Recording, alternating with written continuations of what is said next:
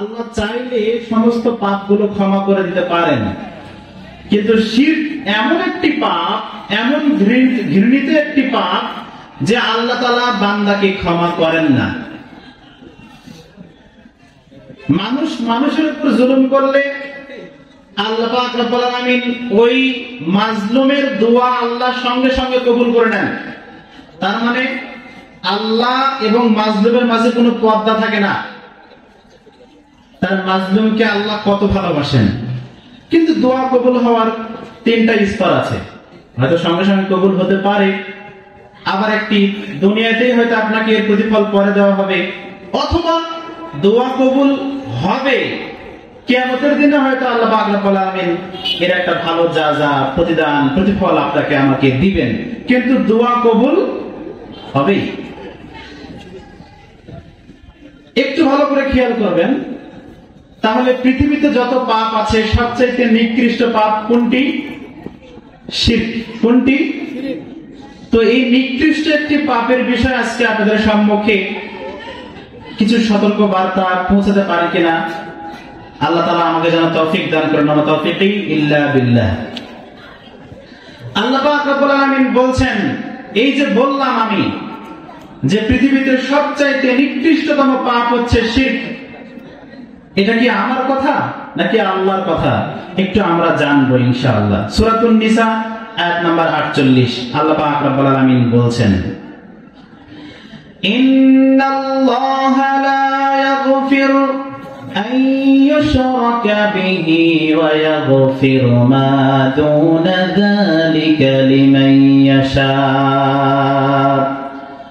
আল্লাহ পাক রব্বুল আলামিন বলছেন, ইন্নাল্লাহা লা ইয়াগফির, আল্লাহ পাক রব্বুল আলামিন ক্ষমা করেন না। নাহির সেগা দিচ্ছেন, একবারে না বাঁচো, নাহির সেগা দিয়ে আল্লাহ পাক রব্বুল আলামিন বলছেন যে ইন্নাল্লাহা লা ইয়াগফির, আল্লাহ তাআলা ক্ষমা করেন না, আইয়ুশরাকা বিহি, তার সাথে অংশীদারিত্ব স্থাপন করা হলে, ওয়া ইয়াগফিরু মা দুনা যালিকা লিমান ইয়াশা, কিন্তু শিরক ব্যতীত যে কোনো পাপ যদি কোনো ব্যক্তি করে তো আল্লাহ চাইলে তাকে ক্ষমা করে দিতে পারে, কিন্তু শিরকের পাপ আল্লাহ তাআলা ক্ষমা করবেন না।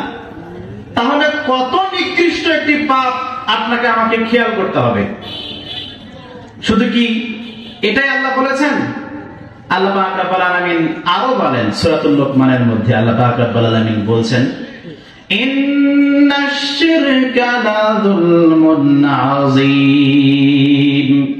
আল্লাহ পাক রব্বুল আলামিন বলছেন, শিরক হলো সবচাইতে জুলুমকৃত একটি পাপ। এই শিরক করলে সরাসরি আল্লাহর সাথে জুলুম করা হয়। কার সাথে জুলুম করা হয়? আল্লাহর সাথে জুলুম করা হয়। তাহলে হিসাব করেন কত নিকৃষ্ট একটা পাপ। মানুষ মানুষের উপর জুলুম করলে ওই মাজলুম ব্যক্তির দোয়া আল্লাহ তাআলা এবং ওই মাজলুম ব্যক্তির কথার মধ্যে কোনো পর্দা থাকে না। তার মানে আল্লাহ ওনার দোয়া কবুল করেন। তাহলে শিরক যদি করা হয় আল্লাহর সাথে জুলুম করা হচ্ছে, সরাসরি একবারে ডাইরেক্টলি কার সাথে জুলুম করা হচ্ছে? আল্লাহর সাথে জুলুম করা হচ্ছে। তাহলে কত নিকৃষ্ট একটি পাপ আপনাকে আমাকে খেয়াল করতে হবে। আল্লাহ পাক রব্বুল আলামিন আরো বলেন, وَلَقَدْ أُوحِيَ إِلَيْكَ وَإِلَى الَّذِينَ مِن قَبْلِكَ لَئِنْ أَشْرَكْتَ لَيَحْبَطَنَّ عَمَلُكَ وَلَتَكُونَنَّ مِنَ الْخَاسِرِينَ। আল্লাহ পাক রব্বুল আলামিন বলছেন, وَلَقَدْ أُوحِيَ إِلَيْكَ وَإِلَى الَّذِينَ مِن قَبْلِكَ, আপনার উপরে যা ওহী করা হয়েছে, আপনার পূর্ববর্তী যতগুলো নবী রাসূল এসেছিল, যে রাসূলগুলো এসেছিল তাদের প্রতি ওহী করা হয়েছিল এই মর্মে যে আল্লাহর নবীকে আল্লাহ পাক রব্বুল আলামিন বলেছেন, লাইন আশরাকতা লা ইয়াহবাতান্না আমালুক, যদি আপনিও আল্লাহর সাথে অংশীদারিত্ব স্থাপন করেন, শিরক করেন, তো আল্লাহ পাক রব্বুল আলামিন আপনার সমস্ত আমল বাতিল করে দিবেন। আল্লাহর নবীকে আল্লাহ বলছে, হে নবী, আপনি যদি শিরক করেন তো আল্লাহ আপনার আমলও নষ্ট করে দিবে। ওয়ালা তাকুনান্না মিনাল খাসিরিন, এবার ডবল তাকিদ দিচ্ছে, নাম একটা তাকিদ, নুন আর একটা তাকিদ দিয়ে বলছে অবশ্যই অবশ্যই আপনি ক্ষতিগ্রস্তদের মধ্যে অন্তর্ভুক্ত হয়ে যাবেন, অবশ্যই অবশ্যই আপনি ক্ষতিগ্রস্তদের অন্তর্ভুক্ত হয়ে যাবেন। তাহলে আল্লাহ নবীকে বলছে, হে নবী, আপনিও যদি শিরক করেন তো আপনার আমল বাতিল হয়ে যাবে। তাহলে শিরক কত নিকৃষ্ট একটি পাপ, একবার হিসাব করুন। وعن أبي بكر رضي الله تعالى عنه قال قال رسول الله صلى الله عليه وسلم আবু বকর রাদিয়াল্লাহু তাআলা থেকে হাদিসটা বর্ণিত, তিনি বলেছেন আল্লাহ রাসূল সাল্লাল্লাহু আলাইহি ওয়াসাল্লাম বলেছেন, ও সাহাবারা, আলা উনাব্বিউকুম বিআকবারিল কাবাইর, তোমাদেরকে কি আমি সবচাইতে বড় গুনাহ সম্পর্কে জানিয়ে দিব না? ক্বালু বালা ইয়া রাসূলুল্লাহ, সাহাবায়ে কেরাম বললেন, ইয়া রাসূলুল্লাহ, আপনি জানিয়ে দিন। তখন রাসূল সাল্লাল্লাহু আলাইহি সাল্লাম বলছেন, আল ইশরাকু বিল্লাহ, এক নম্বরে তিনি বললেন আল্লাহর সাথে অংশীদারিত্ব স্থাপন করা। এক নম্বরে কি বললেন? আল্লাহর সাথে সবচেয়ে বড় গুনাহ হচ্ছে অংশীদারিত্ব স্থাপন করা। তারপরে দ্বিতীয় নম্বরে বললেন হুকুকুল ওয়ালিদাইন, পিতামাতার অবাধ্য হওয়া। যে সন্তান পিতামাতার অবাধ্য হয়, পিতামাতা যা বলে শোনে না, পিতামাতার খেদমত করে না, পিতামাতার কথা মানে না, যে সন্তান পিতামাতার অবাধ্য, আল্লাহ রাসূল সাল্লাল্লাহু আলাইহি ওয়াসাল্লাম বলছেন সে হচ্ছে সবচাইতে বড় কাবিরা গুনাহ করছে। সে কাবিরা গুনাহকারী যে পিতামাতার দেখভাল করে না, পিতামাতার সাথে সৎ ব্যবহার করে না, তাদের হুকুম মেনে চলে না, সে হচ্ছে সবচাইতে বড় কাবিরা গুনাহ করছে। তারপরে আল্লাহ রাসূল সাল্লাল্লাহু আলাইহি সাল্লাম বৈঠকে বসা ছিলেন, বৈঠক থেকে উঠে যাচ্ছেন আর তিনি বলছেন আলা ওয়া কাউলুজ জুর, সাবধান সাবধান, তোমরা মিথ্যা কথা থেকে বেঁচে থাকো, মিথ্যা কথা থেকে বেঁচে থাকো। কারণ আল্লাহ রাসূল সাল্লাল্লাহু আলাইহি সাল্লাম এতবার এই কথাটি বলছেন, রাবী বলছেন আল্লাহ রাসূল সাল্লাল্লাহু আলাইহি সাল্লাম এই কথা থেকে কেন ফারেক হচ্ছেন না, তিনি কথাকে কেন বাদ দিচ্ছেন না, কেন তিনি কথা থেকে ফারেক হচ্ছেন না, আল্লাহ রাসূল সাল্লাল্লাহু আলাইহি সাল্লাম কেন থামতেছেন না, রাবী বলছেন। তার মানে রাসূল সাল্লাল্লাহু আলাইহি সাল্লাম কতবার বলেছেন যে আলা ওয়া কাউলুজ জুর, মিথ্যা কথা থেকে বেঁচে থাকো, মিথ্যা সাক্ষী দান করা থেকে বেঁচে থাকো। মিথ্যা কথা কত বড় পাপ জানেন? আল্লাহ পাক রব্বুল আলামিন বলেন ইত্তাখাযু আইমানাহুম জান্নাতান ফাসাদ্দু আন সাবিলিল্লাহি ফালাহুম আযাবুম মুহিন। আল্লাহ পাক রব্বুল আলামিন বলেন ইত্তাখাযু আইমানাহুম জান্নাতান ফাসাদ্দু আন সাবিলিল্লাহ, আল্লাহ বলছেন যারা তাদের কথাগুলোকে, মিথ্যা কথাগুলোকে ঢাল স্বরূপ ধরে নিল, ফাসাদ্দু আন সাবিলিল্লাহ, আল্লাহর রাস্তায় বাধা প্রদান করে, আল্লাহ পাক রব্বুল আলামিন বলেন ফালাহুম আযাবুম মুহিন, তাদের জন্য লাঞ্ছনাদায়ক শাস্তি অপেক্ষা করছে, লাঞ্ছনাদায়ক শাস্তি তাদের জন্য থাকবে। হিসাব করেন মিথ্যা কথা কত বড় পাপ, এবং মিথ্যাবাদীকে বন্ধু বানানো যাবে না। আল্লাহ বলছেন আকুনু মা'আস সাদিকিন, যারা সত্যবাদী তাদের বন্ধু হয়ে যাও, মিথ্যাবাদীর বন্ধু হইও না, হইও না সঙ্গীতার, না হলে তোমার জীবন সবই হয়ে যাবে ছারখার, মিথ্যাবাদীর বন্ধু হইও না। সদাই মিথ্যা বলতে পারে যে, সব অন্যায় করতে পারে সে, সদাই মিথ্যা বলতে পারে যে,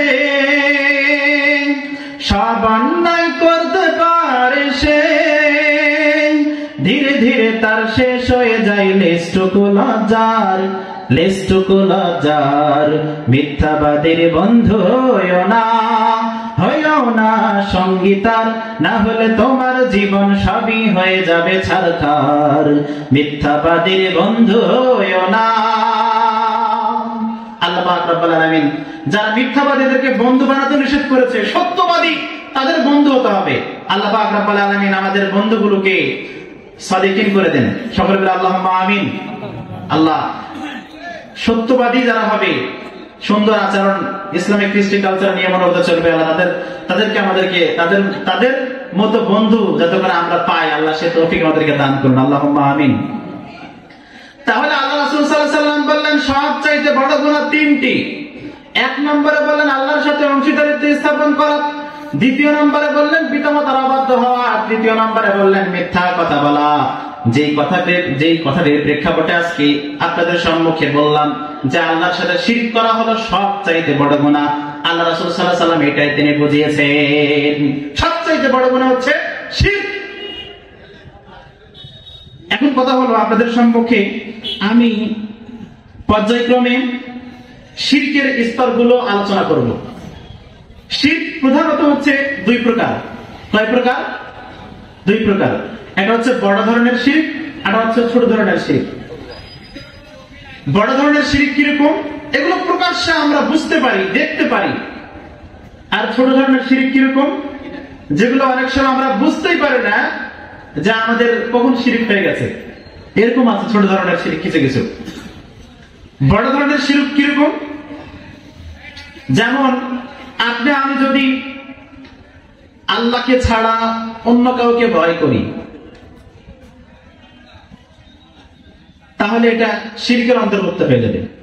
আমাদের ভয় কার করে থাকবে? কথা বলেন। আল্লাহকে ছাড়া কাউকে ভয় করা যাবে? কেউ যদি আপনাকে আমাকে বলে যে অমুক একটা প্রতিমা আছে, অমুক জায়গায় দুর্গা আছে, ঠাকুর আছে, তাদের পায়ে একটা সেজদা করেন, এর বিনিময়ে আপনাকে 1 লাখ টাকা দেওয়া হবে, আর না হলে আপনার কল্লা উড়িয়ে দেওয়া হবে। আপনি সেজদা করলে 1 লাখ টাকা আপনি পাবেন, আর সেজদা না করলে আপনার কল্লা উড়িয়ে দেওয়া হবে, আপনাকে মেরে ফেলা হবে। সেক্ষেত্রে আপনাকে কি করবো? তাই কি সেজদা করতে পারি? মুসলমান সেজদা করতে পারে? সেজদা করতে পারে না। যার দৃষ্টান্ত আমরা বনী ইসরায়েলের 2 যুবক থেকে পেয়েছি। আল্লাহ রাসূল সাল্লাল্লাহু আলাইহি ওয়াসাল্লাম বনী ইসরায়েল কাহিনী বর্ণনা করতে বলেছেন। শিক্ষণীয় বিষয় আছে। 2 জন লোকের কাহিনী রাসূল সাল্লাল্লাহু আলাইহি ওয়াসাল্লাম সাহাবাদেরকে নিজেই বর্ণনা করছেন, শোনাচ্ছেন। বনী ইসরায়েলের যুগে একজন লোক একটা কওমের নিকট দিয়ে অতিক্রম করছিলেন, আর ওই কওমের জন্য একটা মূর্তি নির্ধারণ করা ছিল। আর ওই কওমের একটা নিয়ম করা ছিল, যদি কেউ মূর্তির সামনে দিয়ে অতিক্রম করে তাহলে ওই মূর্তির উদ্দেশ্যে কিছু নজরানা, কিছু টাকা, কিছু পয়সা না দিয়ে অতিক্রম করতে পারত না। এই জন্য যুবক ওই লোকটাকে ধরে নিল। কওমের লোকেরা, সেখানে যারা কর আদায় করে তারা ধরে নিল। ধরার পরে বলে যে ভাই, আপনি আমাদের এই মূর্তির উদ্দেশ্যে কিছু দান করেন। তখন সে বলছে, ভাই আমার কাছে টাকা পয়সা কিছু নাই, কি দান করবো? আমি টাকা পয়সা তো কিছু নাই আমার কাছে, আমি দান কি করব? তখন বলতেছে, ভাই আপনাকে তো দান করতেই হবে, এখানকার নিয়ম এটা, কেউ কিছু দান না করে যেতে পারে না, আপনাকে দান করতেই হবে। তখন বলতেছে, আমি কি দান করবো তাহলে? তারা বলতেছে, আপনি একটা মাসি হলেও দান করে যান। তখন একটা মাসি ধরে সেই মূর্তির উদ্দেশ্যে দান করে দিল। রাসূল সাল্লাল্লাহু আলাইহি ওয়াসাল্লাম বলছেন, দাখালান নার, লোকটা জাহান্নামী। কি বললেন? লোকটা জাহান্নামী। এই জন্য বিশেষ করে যখন মনসা পূজা হয়, হিন্দুদের কি পূজা হয়? মনসা পূজা হয়। তখন মনসা পূজার সময় দেখবেন কাঁধে একটা ডালা নিল, সাপ নেই, তারপরে বাড়ি বাড়ি চাল আদায় করে বেড়ায়। চাল আদায় করে না? অনেক মুসলমানের বাড়িতে যাই, 1 টাকাও দিবেন না, 1 টাকাও দিবেন না। এটা সতর্কতা অবলম্বন করবেন, কারণ তাদের পূজার উদ্দেশ্য যদি আপনি আমি 1 টাকা দিই, সেই 1 টাকা আপনার আমার জন্য জাহান্নামের কারণ হতে পারে। একটা মাসি দিয়ে রাসূল সাল্লাল্লাহু আলাইহি ওয়াসাল্লাম বলছেন, সেই লোকটা একটা মাসি সেই মূর্তির উদ্দেশ্যে উৎসর্গ করার কারণে দাখালান নার শব্দ উল্লেখ করলেন রাসূল সাল্লাল্লাহু আলাইহি ওয়াসাল্লাম। এই বাক্য উল্লেখ করলেন যে দাখালান নার, লোকটা জাহান্নামী।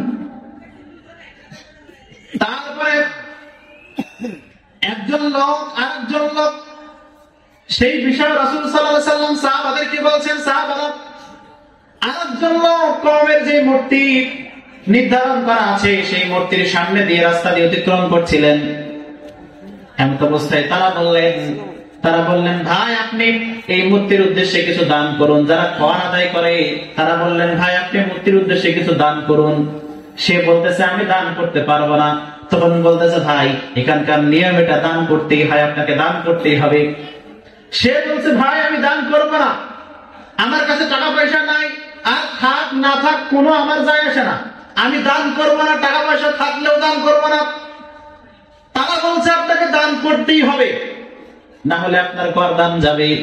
তখন বলে আমার গর্দান যাই হোক, আমাকে যদি শহীদ হতে হয়, পৃথিবীর মায়া ত্যাগ করতে হয়, পৃথিবী থেকে চলে যেতে হয়, চিরতরে বিদায় নিতে হয়, পারলৌকিক জীবনের সিঁড়িতে পা দিতে হয়, আমি তাও প্রস্তুত আছি। কিন্তু ওই মুক্তির উদ্দেশ্যে একটা মাসি কেন, একটা কড়ি কেন, কিছু দান করতে রাজি নাই।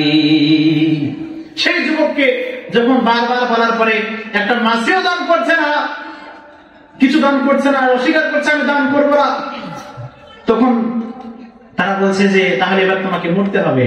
সঙ্গে সঙ্গে তার গলা তারা কেটে ফেলে দিল। সেখানে যুবক মৃত্যুবরণ করলো, সেখানে লোকটি মৃত্যুবরণ করলো।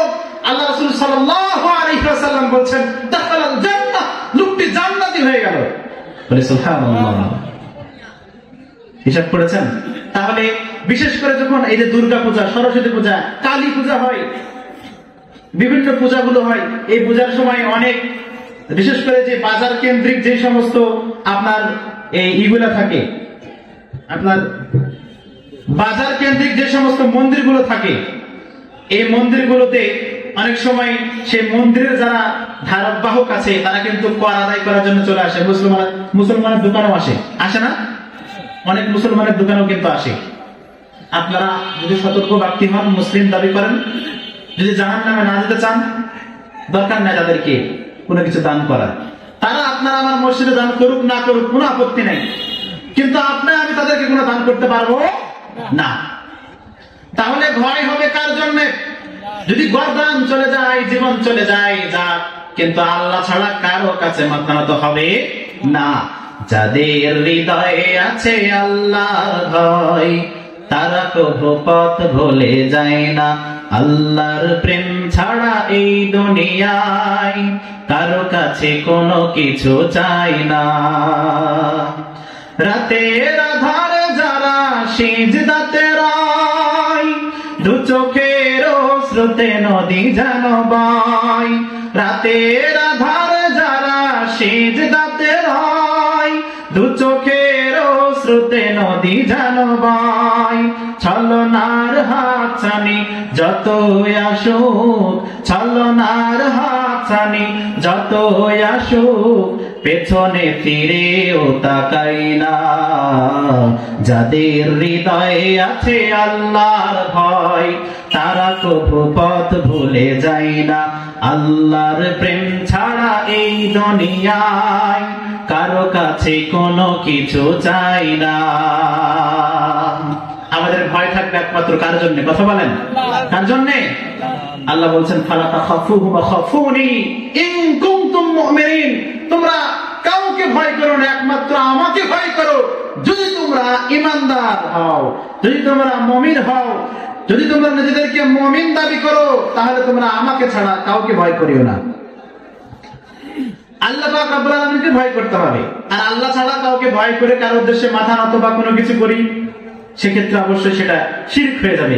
আল্লাহ পাক রব্বুল আলামিন তার প্রতি তাকওয়াশীল হওয়ার, একজন তাকওয়াশীল বান্দা হিসেবে যেন আল্লাহ আপনাকে আমাকে তো কবুল করেন। সকলে বলে আল্লাহুম্মা আমিন। একটু ভালো করে খেয়াল করবেন, ভরসার মধ্যেও শিরিক আছে।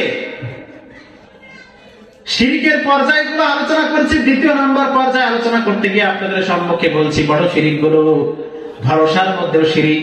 যদি আমরা আল্লাহ ছাড়া অন্য কারো উপর ভরসা করি, তাহলে এটা আমাদের শিরক হয়ে যাবে। যেমন আপনি আমি যদি বলি হাতে একটা লাল সুতা দিব, কালো সুতা দিব, হাতে একটা লাল বালা পরবো, কালো বালা পরবো, তাবিজ পরবো, এগুলো আমাকে অসুখ থেকে বাঁচাবে, এগুলো আমাকে বড় বিপদ থেকে বাঁচাবে, মুসিবত থেকে বাঁচাবে।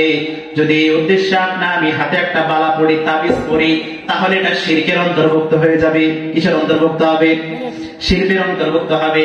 কারণ আপনা আমি আপনাকে আমাকে অসুখ ভালো হওয়ার জন্য অসুখ খেতে বলেছেন, কিন্তু তাবিজ বলেন এগুলোর মাধ্যমে যদি আপনা আমি বলি যে নিরাময় পাবো, কখনোই সম্ভব না। হাতে একটা বালা দিলাম, বললাম যে এর মাধ্যমে আপনার নিরাময় হয়ে যাবে অসুখ, কখনোই আপনার আমার দ্বারা এটা কখনোই সম্ভব না।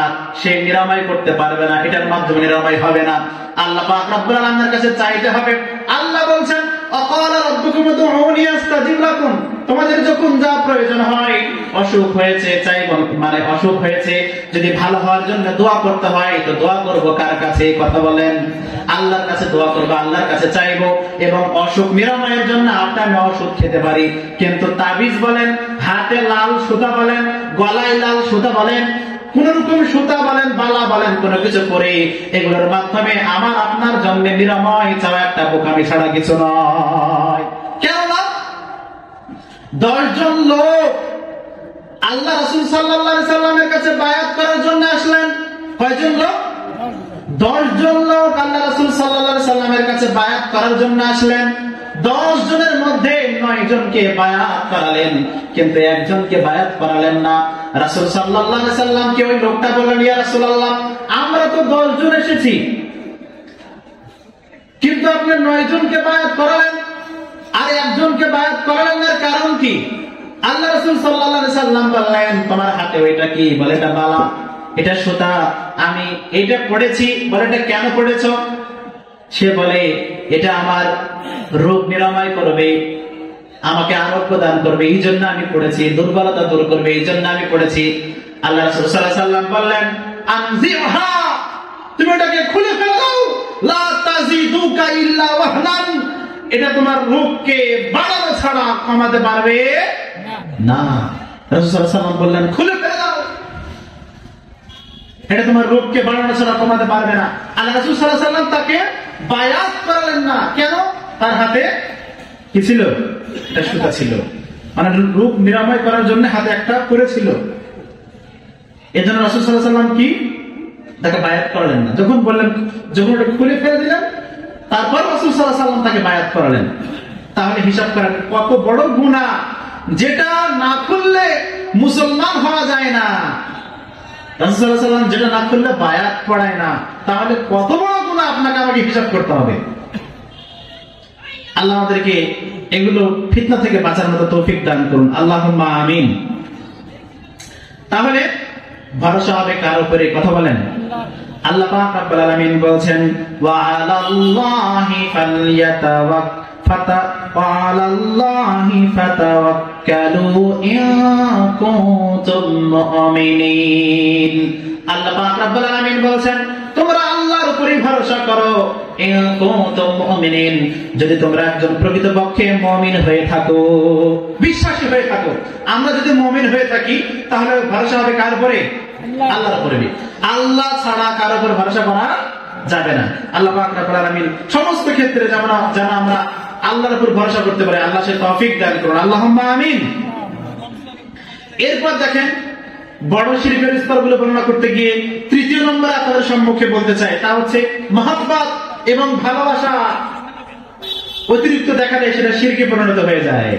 মহব্বত ভালোবাসার মধ্যে শিরক আছে নাই? আপনি আমি একটা হুজুরকে খুব ভালোবাসি, আপনি আমি একজন উস্তাদকে খুব ভালোবাসি, একজন লোককে খুব ভালোবাসি, এই ভালোবাসার খাতিরে তার পায়ে একটা সেজদা দিলাম, কদম বুঝি করলাম, তাহলে এই কদম বুঝি করলে পারা এটা কি হয়ে যাবে? এটা কি হয়ে যাবে? শিরকে পরিণত হয়ে যাবে। কিসে পরিণত হবে? শিরকে পরিণত হয়ে যাবে। কারণ আপনি আমি কারো পায়ে পা রেখে কদম বুঝি করতে পারি? কদম বুঝি করতে পারি? কদম বুঝি করা যাবে না। কারো পায়ে সেজদা দেওয়া যাবে না, সে জীবিত হোক মৃত হোক, কাউকে কোন মানুষকে সেজদা দেওয়া যাবে না। একমাত্র সেজদা দেব কাকে? কথা বলেন, কথা বলেন। একটু মাঝে মাঝে কথা বলতে হবে, খালি শুনলে হবে না, একটু করে কথা বলতে হবে। বুঝতে পারছেন? রাতে খান নাই আপনারা? রাতে খাইছেন? রাতে খেয়েছেন? রাতে একটু কম খাওয়াইছেন না অবশ্য, যাক আপনারা খেয়ে মানে খাওয়া দাওয়া করে বসছেন তো ইনশাআল্লাহ। আল্লাহ আপনাদেরকে কবুল করে নিন, আল্লাহুম্মা আমিন। যখন কোরআনের আলোচনা হয় এখানে আল্লাহর পক্ষ থেকে রহমত বর্ষিত হয়, এটা হাদিসের কথা। তো আপনারা এখন রহমতের মধ্যে আছেন। কোরআন হাদিসের আলোচনা যেখানে হয় সেখানে আল্লাহর পক্ষ থেকে সাকিনা, প্রশান্তি বর্ষণ হয়। এটা সাকিনের মধ্যে আছেন, প্রশান্তির মধ্যে আছেন। যদি এতক্ষণ যদি আপনারা এমনি একটা অন্ধকারে বসে থাকতেন, এতক্ষণ ঢোলন চলে আসতো না? কিন্তু আপনারা এমন একটা শান্তির জায়গাতে বসে আছেন যেখানে আপনারা বসে আছেন, তারপরেও সমস্যা হয় না। আল্লাহ তাআলা আমাদেরকে কবুল করে নিন, আল্লাহুম্মা আমিন। একটু ভালো করে খেয়াল করবেন। মহব্বত এবং ভালোবাসার মধ্যেও শিরক আছে। কি আছে? যদি আমি বেশি মহব্বত কাউকে দেখাতে যাই, সাপোজ অনেকে কি করে, এটাকেও শিরকের মধ্যে অন্তর্ভুক্ত করেছেন কেউ কেউ, যে কাউকে তাজিম, বেশি সম্মাননা জানানো। সাপোজ আপনি একটা ক্লাসরুমে বসে আছেন, আমরা অনেক সময় ক্লাসরুমে বসে থাকি, প্রাইমারি বলেন, হাই স্কুল বলেন, অনেক যে ক্লাসরুমে টিচাররা যখন চলে আসে, আসার পরে তখন ছাত্ররা দাঁড়িয়ে যায়। কি হয়? এই যে সম্মাননা তার উদ্দেশ্যে দিচ্ছি, মুহাক্কিকিনে কেরামেরা বলছেন যে এটাও একটা শিরকের পর্যায়ে চলে যায়। কাউকে তাজিম করার জন্য, বেশি সম্মান করার জন্য তার উদ্দেশ্যে দাঁড়ানো যাবে না। সে আসবে আসসালামু আলাইকুম বলে ঢুকে যাবে, তার উচিত সালাম দেওয়া। কিন্তু আমরা কি করি? সালাম কি মাস্টার সাহেব দেয় না ছাত্ররা দেয়? হ্যাঁ, উচিত কার সালাম দেওয়া? শিক্ষকের উচিত সালাম দেওয়া। সে শিক্ষক, তার মাধ্যমে আদব কায়দা শিখবে। রাসূল সাল্লাল্লাহু আলাইহি ওয়াসাল্লাম ছোট ছোট বাচ্চাদেরকে দেখলেও সালাম দিতেন। রাস্তা দিয়ে যখন যেতেন ছোট্ট ছোট্ট বাচ্চা দেখলেও সালাম দিতেন। এটা রাসূল সাল্লাল্লাহু আলাইহি ওয়াসাল্লামের কৃষ্টি কালচার ছিল। যদিও রাসূল সাল্লাল্লাহু আলাইহি ওয়াসাল্লাম বলেছেন ইসাল্লামু সাগীর আলাল কাবীর, ছোটরা বড়দেরকে সালাম দেবে। আল মারু আলাল কাঈদ, চলন্ত ব্যক্তি বসে থাকা ব্যক্তিকে সালাম দিবে। আল কালিল আলাল কাসীর, কম সংখ্যক লোক বেশি সংখ্যক লোককে সালাম দিবে। যদিও রাসূল সাল্লাল্লাহু আলাইহি ওয়াসাল্লাম এই কথা বলেছেন, কিন্তু তিনি কি বড় হয়ে ছেলেদেরকে সালাম দেননি? দিয়েছেন। ছোট ছোট বাচ্চাদেরকে রাস্তা পার হতেন, রাসূল সাল্লাল্লাহু আলাইহি ওয়াসাল্লাম মুস্কি হেসে সালাম দিতেন। মুমিনের মুস্কি হাসি একটা সাদাকা, মুমিনের উত্তম কথাও সাদাকা। আমি সালাম দিব মানুষকে, নিয়মিত সালাম পাওয়ার সে হক রাখে। আল্লাহ রাসূল সাল্লাল্লাহু আলাইহি ওয়াসাল্লাম বলেছেন ইযা লাকিতাহু ফাসাল্লিম আলাইহি, যখন একজন মুসলিম ভাই আরেক মুসলিম ভাইকে দেখবে তখন সালাম দিবে। কি করবে? সালাম দিবে। দেখা হলে সালাম, দেখা হলে সালাম করো, সালাম হলো ভালো থাকার দোয়া। প্রথমে যে সালাম করে হৃদয়টা তার জোছনা দিয়ে ধোয়া। আসসালাম আসসালাম আসসালামু আলাইকুম, আসসালাম আসসালাম আসসালাম আসসালামু আলাইকুম আসসালাম। কারণ সালামটা হলো কি? শান্তি। আপনি যখন কাউকে সালাম দিবেন তার শান্তি কামনা করছেন। আল্লাহ রাসূল সাল্লাল্লাহু আলাইহি ওয়াসাল্লাম বলেন, যে পরিবারে সালাম চালু আছে আল্লাহ পাক রব্বুল আলামিন ওই পরিবারের মধ্যে ওই পরিবারটাকে বারাকাময় করে দেন, বরকতময় করে দেন। বলে সুবহানাল্লাহ। যে পরিবারে সালাম প্রচলন আছে ওই পরিবারকে আরেকটা বৈশিষ্ট্য হচ্ছে আল্লাহ পাক রব্বুল আলামিন 3 শ্রেণীর লোককে হেফাজত করেন। তার মধ্যে এক শ্রেণীর লোক হচ্ছে যে সালাম দেয়, নিয়মিত সালাম প্রচলন করে। আল্লাহ পাক রব্বুল আলামিন যেন আমাদেরকে নিয়মিত সালাম দেওয়ার তৌফিক দান করেন, আল্লাহুম্মা আমিন। শুধু সালাম বিষয়ে আমার ইউটিউবে একটা আলোচনা আছে, আপনারা দেখবেন। এই জন্য আজকে যখন আমার আলোচনা শিরক, এই জন্য আজকে শিরক নিয়ে আজকে আপনাদের সম্মুখে কোরআন ও হাদিস থেকে দু একটি কথা বলি। তাহলে বেশি মহব্বত, ভালোবাসা দেখাতে গিয়ে কি হয়ে যায়? শিরক হয়ে যায়। যেমনটি আপনারা এখানে শাহজালাল শাহপরানের মাজারে কে গেছেন? হাত উঠান তো। সিলেট শাহজালালের মাজারে মাশাআল্লাহ অনেকে গিয়েছেন। তো ওই শাহজালাল শাহপরানের মাজারে গিয়ে আমি যখন শাহজালালের মাজারে ধাপি তো দুই দিকে আছে, উঠা যায় আর কি, উপরে অনেক উঁচুতে আর কি, আপনারা যারা গেছেন তারা জানেন। তো এক ধাপি দিয়ে উঠলাম, উঠার পরে একটা লোককে দেখলাম মাইক্রো থেকে নেমে চলে আসলো মাজারে। শাহজালালের যে মাজারটা আছে, কবরটা আছে, সেই কবরে চলে আসলো। আসার পরে সাইডে জায়গা আছে, সেখানে সেই লোকটি আপনার পাশের যে মানে হালকা ওয়াল দেওয়া আছে, দেওয়াল দেওয়া আছে, সেখানে অনেকে দিয়ার জ্বালায়, মোমবাতি জ্বালায়। দিয়ার বুঝেন তো? হিন্দুরা কালী পূজার সময় বিভিন্ন গাছের গোড়ায় গোড়ায় প্রায় জায়গাতে দিয়ে একবারে রাতে একবারে চাকচিক্যময় করে দেয়, দেখেন নাই? কালী পূজার সময় এদিকে হিন্দু নাই, হিন্দু নাই এদিকে, মাশাআল্লাহ হিন্দু নাই। আমাদের দিকে আছে, আমাদের বাড়ির আশেপাশে অনেক হিন্দু আছে। যখন কালী পূজা হয়, কালী পূজার সময় ওই হিন্দুরা কি করে? দিয়া জ্বালায়। একবারে ওই রাতটাকে আর রাত হিসেবে রাখে না, মানে রাতটাকে আলো উজ্জ্বল করে ফেলে দেয়। দেখবেন যখন মানে কালী পূজা হয়, এই যে দিয়ার গুলো, সেখানে দেখলাম একটা লোক দিয়ার জ্বালালো, দিয়ার আছে, মোমবাতি আছে, এগুলো মানুষ জ্বালায়। তারপরে লোকটাকে আমি দেখলাম একবারে সিজদায় পড়ে গেল। তাও সিজদা আবার আমরা যেভাবে নামাজের সময় সিজদা করি ভাবে না, একবারে লুটে পড়ে একবারে মাটিতে বুক আপনার হাঁটু বুক সবকিছু লাগিয়ে দিয়ে সেজদায় পড়ে গেল, একবারে এই হাতটাকে দিয়ে তার মুখের দিকে আমি লক্ষ্য করলাম সে কি যেন বলছে, হয়তো কিছু চাচ্ছে তার কাছে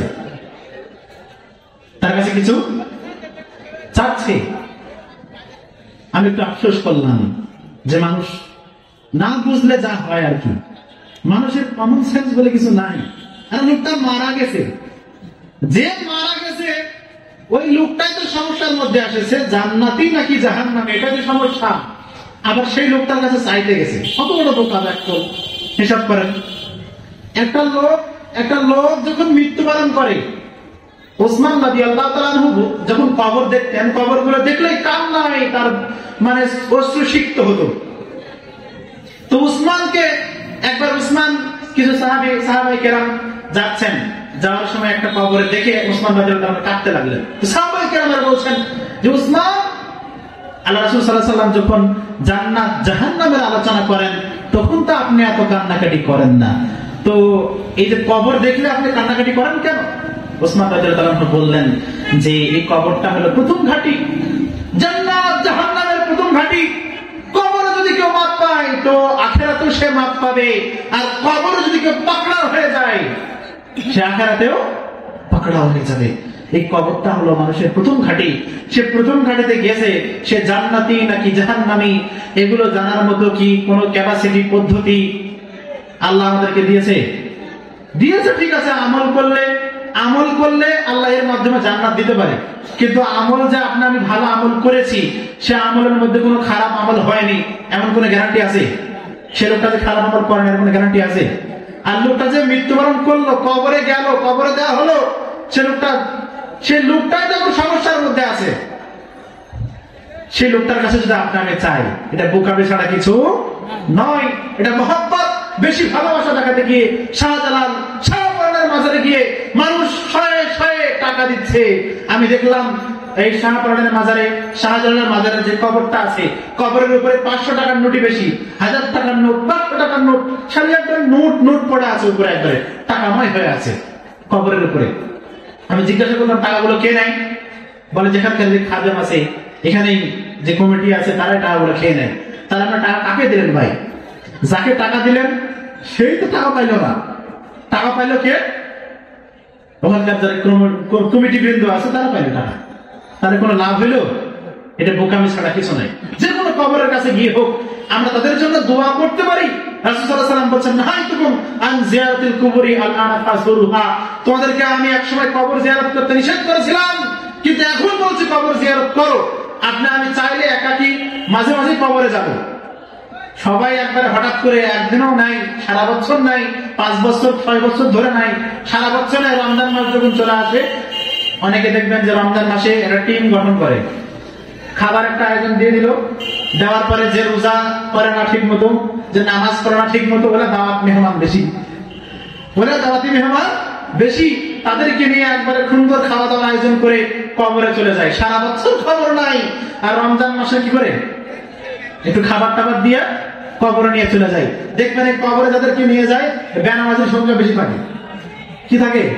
মসজিদে কয়টা মুসল্লি যায় ভাই? আপনাদের এলাকাতে মসজিদ আছে? মসজিদ নাই? এই ফজরে কয়জন মুসল্লি হয় বলেন তো? হ্যাঁ, 3 জন 4 জন মুসল্লি হয়। 10 জন, মাঝে মাঝে 10-15 জন হয়তো, নাকি? এটা বলে হয় না বলছে। তো তাহলে 4-5 জন 8-10 জন যায়। আর রমজান মাস যখন আসবে এমনিতে একটু মুসল্লি কিন্তু বাড়ে, রমজান মাস আসলে মুসল্লি কিন্তু একটু বাড়ে। তো মুসল্লি বেড়ে বেড়ে কত আর হবে? তারাবি প্রাথমিক ভাবে দেখবেন যে হয়তো 1-2 লাইন করে হয়, শেষের দিকে আরো পাওয়াই যায় না মুসল্লি অর্ধেক, ঠিক আছে না? তো এই যে মুসল্লি যে নামাজই পড়লো না, রাসূল সাল্লাল্লাহু আলাইহি ওয়াসাল্লাম বলছেন যে নামাজ পড়লো সে কুফরির মধ্যে রয়েছে। তো তাহলে আমি যদি কুফরির মধ্যে থাকি, নামাজ না পড়ে, তাহলে আমি যদি দোয়া করতে গেলাম, সেই কবরে গেলাম, আমার দোয়া কবুল হবে কি কোনো গ্যারান্টি আছে?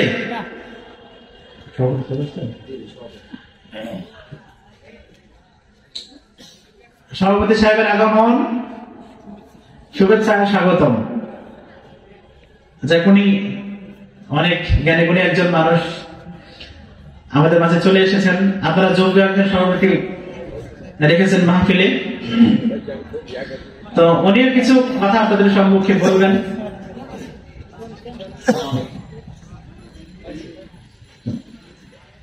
তা আমি কথাকে বেশি লম্বা করব না। ওনারা অনেক কোরআন হাদিস থেকে তথ্যবহুল আলোচনা আপনাদেরকে দিয়ে থাকবেন। আরো আলোচক বৃন্দ আছেন, তাদের সম্মুখে যেটা আমি বলছিলাম, বেশি সম্মান দেখাতে গিয়ে সেটা শিরকের পর্যায়ে চলে যেতে পারে। কিসের পর্যায়ে যেতে পারে? শিরকের পর্যায়ে যেতে পারে। এই জন্য তাজিম হবে, সম্মান হবে একমাত্র কোরআন ও হাদিসের সুন্নাহ যে পদ্ধতি আছে, রাসূল সাল্লাল্লাহু আলাইহি ওয়াসাল্লাম যে পদ্ধতি আমাদেরকে শিখিয়ে দিয়েছেন, সেই অনুপাতে সেই অনুকূলে আল্লাহ পাক রব্বুল আলামিন আমাদেরকে সে তৌফিক দান করুন, আল্লাহুম্মা আমিন। প্রিয় দিনী ভাইরা, শিরকের যে স্তরগুলোর মধ্যে থেকে এগুলো বড় শিরক এগুলো। তারপরে আনুগত্য করতে গিয়ে যদি আমরা কারো বেশি আনুগত্য করি, মানে যেটা কোরআন হাদিসের বৈধতা নাই, বেশি তাকে আনুগত্য করতে গিয়ে সে যা বলছে, সে যদি বলে যে তুমি আমাকে সিজদা দাও, তুমি এখানে দাঁড়িয়ে থাকো, নামাজটা আমি পড়ি, তুমি এখানে দাঁড়িয়ে থাকো, মানে আনুগত্য করছেন আপনি, সে বলেছে। অথচ জামাত চলছে, সেখানে জামাত ধরা আপনার আমার জন্য ফরজ বিধান, ওয়াজিব বিধান, সেখানে জামাত চলছে, আপনাকে আমাকে সেখানে জামাত ধরতে হবে। কিন্তু কেউ যদি বলে আমি হলো আলেম মানুষ, তুমি আমার খাদেম, তুমি বাইরে বদনা নিয়ে বা আমার ব্যাগ নিয়ে দাঁড়িয়ে থাকো আর আমি সালাত আদায় করি, আপনি বলছেন যে না আমি তার আনুগত্যই করছি, তাহলে আমি দাঁড়িয়ে থাকলে সমস্যা নেই। এক্ষেত্রে কি আনুগত্য মানাবে? আনুগত্য মানাবে না। তার আনুগত্য তখনই করতে হবে তখনই আমরা একটা মানুষের আনুগত্য করতে পারি যখন সে মানুষ রাসূল সাল্লাল্লাহু আলাইহি ওয়াসাল্লামের বিধান অনুযায়ী আপনাকে আমাকে পরিচালিত করছে। আল্লাহ পাক রব্বুল আলামিন যেন রাসূল সাল্লাল্লাহু আলাইহি ওয়াসাল্লামের পদ্ধতিতে আমরা যেন আলেম ওলামাদের আনুগত্য করতে পারি, আল্লাহ তৌফিক দান করুন, আল্লাহুম্মা আমিন। শিরকগুলোর মধ্যে থেকে ছোট শিরক যেমন একটি আপনাদের সম্মুখে বলি। আল্লাহ রাসূল সাল্লাল্লাহু আলাইহি ওয়াসাল্লাম বলছেন যে আখাফু মা আখাফু আলাইকুম আশ-শিরকু আসগার। রাসূল সাল্লাল্লাহু আলাইহি ওয়াসাল্লাম বলছেন তোমাদের উপরে আমি সবচেয়ে ছোট শিরক সম্পর্কে বেশি ভয় করছি। তখন সাহাবায়ে কেরামরা বললেন ইয়া রাসূলুল্লাহ, সেই ছোট শিরক কি? রাসূল সাল্লাল্লাহু আলাইহি ওয়াসাল্লাম বললেন রিয়া, লৌকিকতা। আপনি আমি যদি লোক দেখাতে ইবাদত করি, আমি মসজিদে গেলাম, আজকে শ্বশুর বাড়িতে আসছে, একটু মসজিদে না গেলে কেমন হয়? শ্বশুর তো হাজি মানুষ, যায় একটু মসজিদে নাকি? আল্লাযিনা হুম ইরাউন, আল্লাহ বলছেন ওই সমস্ত মুসল্লিদের জন্য দুর্ভোগ দুর্যোগ, যারা সালাত পড়ে কিন্তু মানুষকে দেখিয়ে পড়ে, সেটা শিরকে পরিণত হতে পারে। ওয়াইলাহুম জাহান্নাম, দুর্ভোগ দুর্যোগ আল্লাহ পাক রব্বুল আলামিনের পক্ষ থেকে ঘোষণা আছে। এজন্য আসুন আমরা যে কোনো কাজ করব, যে কাজের মধ্যে রিয়া থাকবে না, লৌকিকতা থাকবে না। এই জন্য একজন দার্শনিক বলেছেন, একজন মনীষী বলেছেন যে কুল্লু নাসিন হালাকা ইল্লা আলিমুন, প্রত্যেকটা মানুষই ধ্বংসের মধ্যে আছে ইল্লা আলিমুন, তবে যে আলিম সে ব্যতীত, যে জানে সে ব্যতীত। আবার বলছেন কুল্লু আলিমিন হালাকা ইল্লা আমিলুন, প্রত্যেকটা আলেম ধ্বংস, প্রত্যেকটা জাননিওয়ালা ব্যক্তিও ধ্বংস যদি সে আমলকারী না হয়। আবার বলছেন যে কুল্লু আমিলিন হালাকা ইল্লা মুখলিসুন, প্রত্যেকটা আমলকারীও ধ্বংস যদি সে আমলটা খালেস একমাত্র আল্লাহ তাআলার সন্তুষ্টি চিত্তে, একনিষ্ঠতার সাথে আল্লাহ তাআলার সন্তুষ্টি চিত্তে না হয়, তাহলে তার জন্য ধ্বংস। এজন্য আসুন আমরা যেন আমলগুলো একমাত্র আল্লাহ তাআলার সন্তুষ্টি চিত্তে করতে পারি। আল্লাহ সে তৌফিক আমাদেরকে দান করুন, আল্লাহুম্মা আমিন।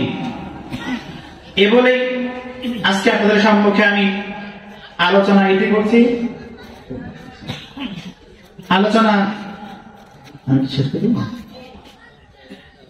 আচ্ছা, যাই হোক, আপনাদের সম্মুখে আরো কিছু কথা বলার সময় পাইলাম আর কি। মূলত আমাকে বলা হয়েছিল যে যেন 9টার মধ্যেই প্রাথমিকভাবে শেষ করে দেওয়ার বিষয়টা।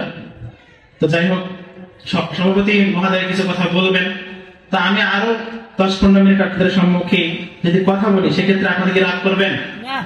রাগ করবেন? আলোচক বৃন্দ আছেন, প্রধান মেহমানের আগমন, প্রধান মেহমান চলে এসেছেন। উনি এখন এখানে আসেন নাই, উনি যারা আমাদের মাঝে যে উপস্থিত হয়েছে, আপনাদের ভালো লাগছে না? এই যে রাস্তায় চলে এসেছেন আর কি। তো তিনি আমার মানে এই যে চলে এসেছেন, আপনাদের মাঝে উপস্থিত হবেন, আসবেন, আপনাদের খুশি খুশি অনুভব হচ্ছে না?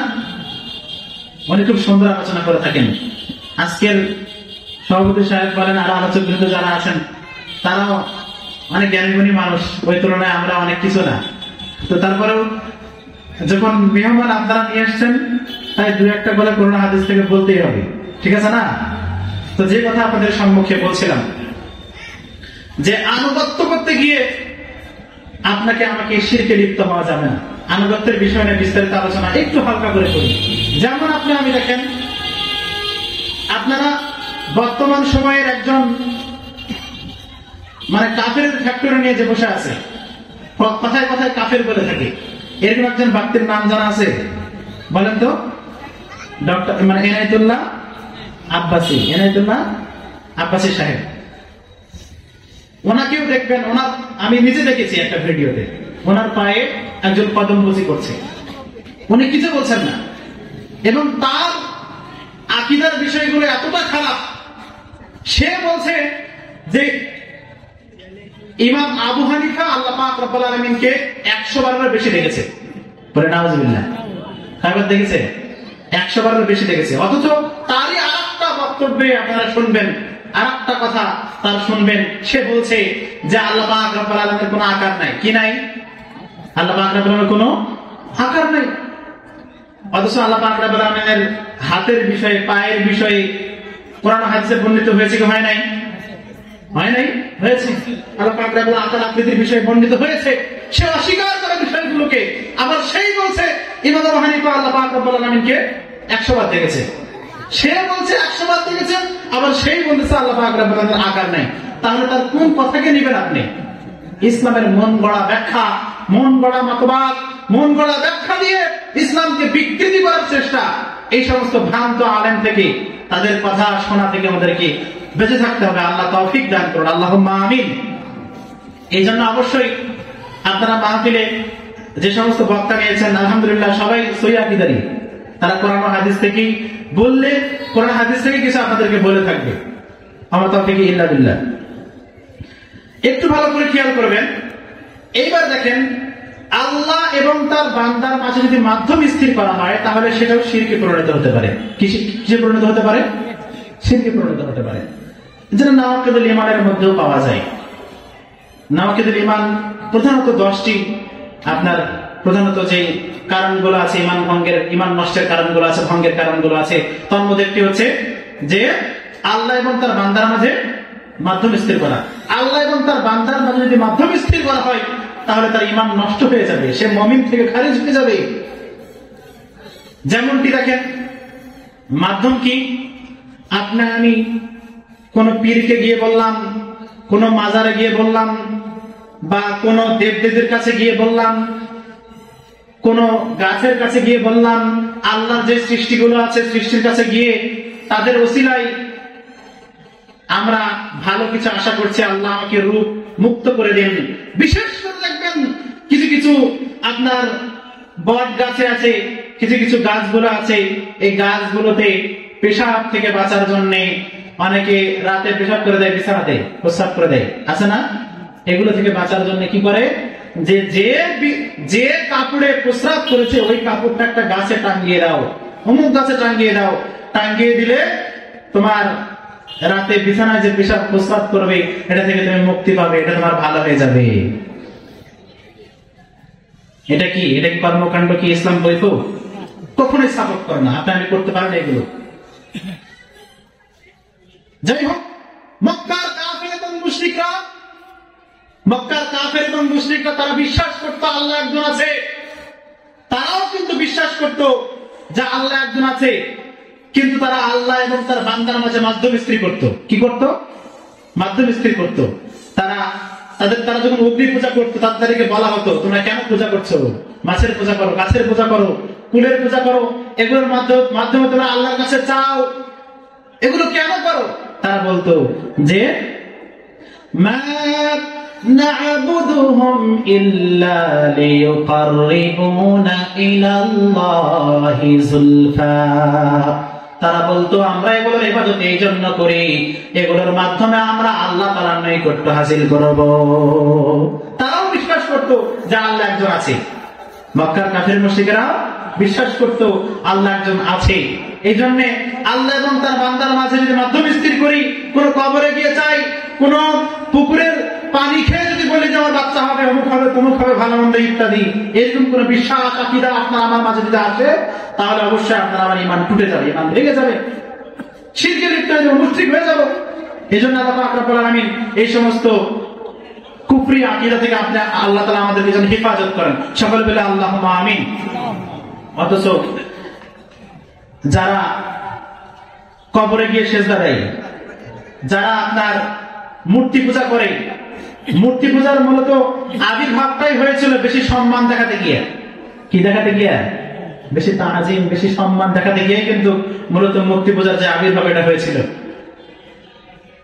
নূহ আলাইহিস সালাম, আদম আলাইহিস সালাম মাঝামাঝি আপনার 5 জন লোকের কথা বর্ণিত হয়েছে কোরআন কারিমের মধ্যে, যে 5 জনকে যখন মৃত্যুবরণ করলো তখন ইবলিস মানুষকে ধোঁকা দিল, আরে লোকগুলো ভালো ছিল, তাদের একটা প্রতিচ্ছবি তোমাদের মাঝে রাখলে না, চিহ্ন রাখলে না, তাদেরটা ভালো করে প্রিন্টিং করে রাখো, তাদের ছবি দেওয়ালে টাঙ্গিয়ে রাখো, ব্যবসা বাণিজ্য উন্নতি হবে, দোকানে রাখো, বাড়িতে রাখো, বাড়িতে কল্যাণ হবে, বা তাদের স্মরণে থাকবে তারা একটা ভালো লোক ছিল, তারা দুনিয়াতে ভালো কর্মকাণ্ড করেছে, ভালো লোক ছিল।